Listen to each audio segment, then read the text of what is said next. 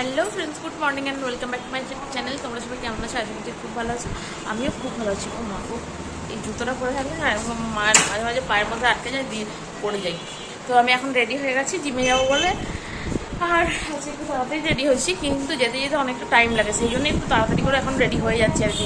কারণ এক এক সময় কী বলতো, টোটো পাওয়া যায় না, আর এক এক সময় এমন জ্যাম লেগে যায় ওখানে। তোমাদেরকে তো দেখিয়েছি যে চৌরাস্তার ওখানে এত জ্যাম লেগে যায় যে তখন দেরি হয়ে যায় আমার যেতে।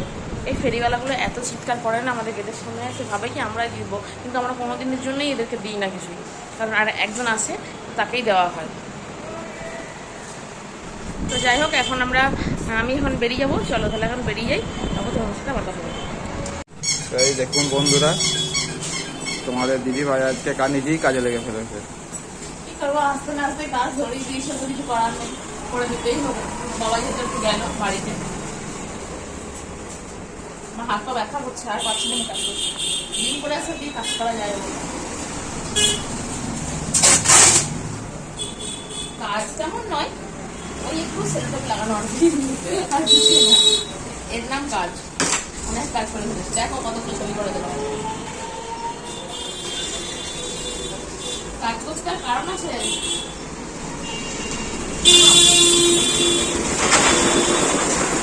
কাজ করতে করলাম, আমি রেডি করলাম পুরোটাই। তুমি রেডি করলে না?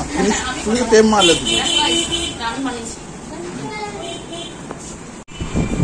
গাইস, কয়েকটা কাজ করলাম, মানে কয়েকটা কাজে সেলোটেপ লাগালাম আর কি, সেটাই ও তোমাদেরকে দেখালো। এরপর ভাবছি একটা রশি বানিয়ে দেবো, যেগুলো আমাদের দোকানে নেই সেগুলো নিয়ে আসতে হবে, যেগুলো শেষ হয়ে গেছে। বাবা কয়েকদিন থেকে বলছে একটা লিখে দিতে, তো লিখে দেওয়া হচ্ছে না। আর এখানে এত জ্যাম লাগে না, এত আওয়াজ হয়, আমি সেই জন্য দোকানে এসে ব্লগ করি না, আর করলেও ভেতর থেকে করি, যাতে না এই আওয়াজগুলোর জন্য কিছু শোনা যায় না। তো হ্যাঁ গাইস, তোমাদেরকে এটা দেখিয়েছিলাম মনে হয় না, দেখাইনি, আমার মনে নেই। চলো তোমাদেরকে তাও দেখাই বা না দেখাই আরেকবার দেখিয়ে দিই। চলো দাঁড়াও দেখাই। গাইস, সেদিনকে তোমাদেরকে আমি দেখিয়েছিলাম নাকি আমার মনে নেই, কিন্তু একটা নতুন ছবি এসছে, অনেকটাই হাইট, দেখলেই বুঝতে পারবে কতটা, অনেকটা। এটা মানে কারো একটা ভেঙে গেছে মনে হয়, হ্যাঁ কারো একটা ভেঙে গেছে মানে, সেটা বানাতে দিয়ে গেছে। এটা এখন বানাতে হবে, কিন্তু এটা অন্যরকমভাবে বানানো হবে আর কি। যখন বানানো হয়ে যাবে তখন তোমাদেরকে আবার দেখাবো আমি। আর এত সুন্দর আর্টে আছে এটা, সেই জন্যই তোমাদেরকে এখনই শেয়ারটা করলাম, না করে থাকতে পারলাম না। হ্যাঁ করছি ফর্দ, এটা মায়াপুর থেকে এনেছে, আর দারুণ দেখতে কিন্তু। এটা ঘুরিয়ে দেখাই তাহলে আমার হাইটটা কতটা বড়, তাহলে দেখা যাবে। এই দেখো কতটা বড়। চলো আগে ফর্দটা করে দিই, নইলে বাবা অস্থির হয়ে যাচ্ছে। গাইস, আমরা বিকাল বেরিয়ে পড়েছি দুজনে ঘুরতে, নাকি ঘুরতে মানে এসেছি একটা জায়গায়, আছে গেলেই দেখাবো। আরেকজনের বাড়ি, হ্যাঁ আরেকটা বান্ধবীর বাড়ি, অনেকজন হয়ে যাবো, দেখাবো। তিনজনই ছিলাম, মানে ও জিম যেত না গিয়ে ও একা হয়ে গেছিলো, আর আমরা দুজন হয়ে গেছিলাম, তিনজন থেকে দুজন হয়ে গেছিলাম। যাই হোক, অনেকদিন পরে আবার দেখা হবে ওর সাথে, অনেকদিন পর। হ্যাঁ অনেকদিন পর ওর সাথে দেখা হবে। তো চলো, ও নিতে আসবে আমাদেরকে, আমরা তো রাস্তা চিনি না, জানি না ওর বাড়ি কোনটা। আমরা দাঁড়িয়ে আছি রাস্তার মধ্যে। তো আসুক, কখন আসে এসে নিয়ে যায় দেখি। গাইস, আমরা ওর বাড়িতে চলে এসেছি, আর শিল্পী দিয়ে আর ওইদিকে আছে, মানে রেখা ওইদিকে আছে। তো চলো, ওদের রুমটা পুরো দেখাচ্ছে, আমরাও ফার্স্ট টাইম দেখবো, তার সাথে তোমাদেরকেও একটু দেখাই। বন্ধুর বাড়ি এসেছি যখন, চলো দেখে নিই। কি করছো তোমরা? গল্প করছো এখানে? আমরা 3 পটি এক জায়গায় হয়েছি। হ্যাঁ, নিচু পট্টি, কাছারি পট্টি আর ত্রিশলা পট্টি, 3 পট্টি এক হয়েছি আজকে। এটা কার রুম? ও, বিয়ের সব গিফট পর্যন্ত এখনো খোলেনি। আমাদের আসলে জিমে গিয়েই সবার সাথে পরিচয়, মানে এই ম্যাডামের সাথেও পরিচয় আর ওর সাথেও পরিচয়। আমরা 3 পটি একসঙ্গে, হ্যাঁ, নিচু পট্টি, কাছারি পট্টি, ত্রিশলা পট্টি সব একসাথে হয়েছি আমরা আজ। জিমে গিয়েই সব পরিচয় আমাদের। চলো, হ্যাঁ ওইখানে গিয়ে পরিচয়টা কিন্তু হয়েছে। জিম ছেড়ে দিলাম, কিন্তু একটা রিলেশন থেকে গেল। সত্যিই তাই। শান্তিজির যে দোকানের উপরে কাপড়ের দোকানটা ছিল, হ্যাঁ ওদেরই ভাড়াটা, বুঝেছিস? আমি মারবো না এখন। ছাদটা কিন্তু খুব সুন্দর, আমার খুব ভালো লেগেছে ছাদটা, দেখো কি সুন্দর খোলামেলা।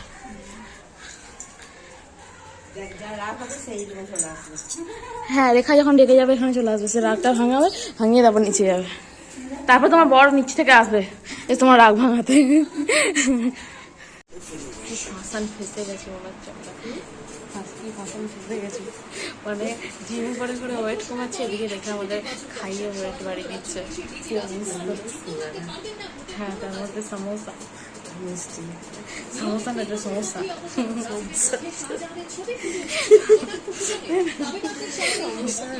হ্যাঁ, কালকে ক্লাস করবি, কালকে কার্ডিও ক্লাস করবো, কালকে সকালে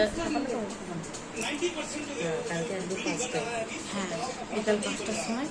তুমি এরপরে জিমে চলে যাবে? হ্যাঁ হ্যাঁ, চলে যাবে।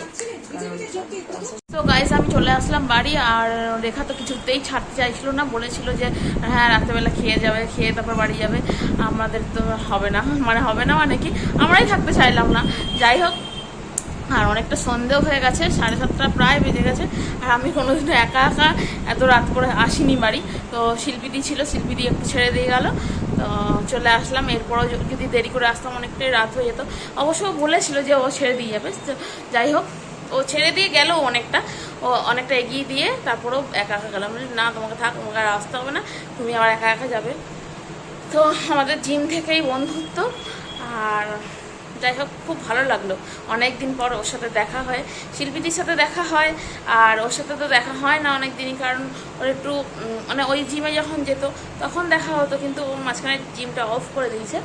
তো কিছু প্রবলেমের জন্য, একটু সমস্যা কিছুই নেই, মানে কি বলবো, ওর একটা খুব বাজে একটা ফ্যামিলির উপরে ঘটনা ঘটে গেছে। কারণ ওর শ্বশুরমশাই যিনি ছিলেন উনি অসুস্থ ছিলেন, তো উনি মারা গেছেন। সেই জন্য ও জিমে এখন আর আসতে পারছে না, কারণ কাকিমার খুব শরীরটা খুবই অসুস্থ, কাকিমাও খুব অসুস্থ, সেই জন্য ও আসতে পারছে না, একা একা ফেলে তো আসতে পারবে না। তো যাই হোক, অনেকদিন পর দেখা করে খুবই ভালো লাগলো। তো এবার আমাকে রান্না বান্না করতে হবে, আগে করে নিই। আর তোমাদের দাদাভাই চলে এসেছে, এত বদমাস আমাকে না নিয়ে চলে আসলো। আমি ফোন করলাম যে একটু পরে আসো, ও আমাকে ফোন করেছিল, কিন্তু আমি বললাম যে তুমি বেরিয়ে যাও। তাও একটু মনটা খচখচ করে না যে একা একা আসবো, সেই জন্যই শিল্পীটি দিয়ে গেল একটু এগিয়ে, 84 পর্যন্ত দিয়ে গেছে। তারপর আমি টোটো করে চলে এসেছি।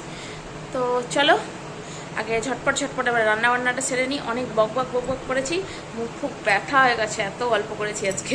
অনেকদিন পরে বন্ধু পেয়ে গেছিলাম, তো সেই জন্য আমার কয়েকটা কাজ ছিল, কিন্তু আজকে করা হলো না, অনেকটা রাত যেহেতু হয়ে গেছে, কালকে করে নেবো বাদ বাকি কাজগুলো। কেমন স্পিডে বলছি না, মনে হচ্ছে আমি একদম ঘোড়া জিন লাগিয়ে এসেছি। তা নয়, আমরা আসলে অনেক কাজ করে আছে। মাকে চা দেওয়া হয়নি, মেন ব্যাপারটা হচ্ছে এটাই, মাকে চা দেওয়া হয়নি। চলো আগে দিয়ে দিই। সো গাইজ অনেক রাত হয়ে গেছে, আর আমার মানে বাড়ি ফিরে গোছানোর কথা কিছু মনে হয়নি। ঠিক রাত হলো তখন কি মনে হয়েছে জামা কাপড়গুলো জমা হয়ে আছে, এগুলো গোছাতে হবে, এগুলো ঠিকঠাক করে মেলতে হবে।